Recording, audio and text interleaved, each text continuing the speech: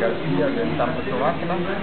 Ny nahatongavany aty zany dia metraka ty ampafantatra anareo eo Antananarivo fa mitsangana ny bureau-ny gasy na gasy mifankatia eto Tomasina ary madame Zita moa zany no présidente eto.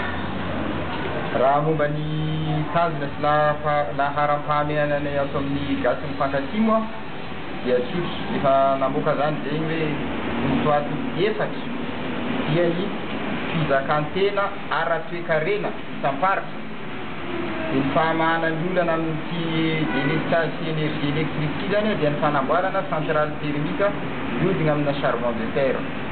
Rehefa avy eo ny fanamboarana lalana ary ny fampianarana. Fa maninona moa zay milaza fa hoe ny décentralisation effective na fizakantena ara-toekarena isamparitra io ihany zany no lalana ampivoatra ny Madagasikara ty.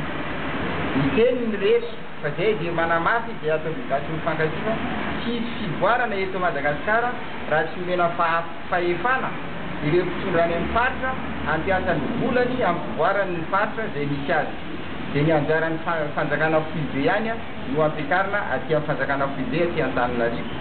Ohatrany tamin'ny première république zany io ny budget provincial zany dia nampiasaina nampivoarana ny faritra teo amin'ny anatin'ny fampianarana tamin'ny toekarena ny lalana.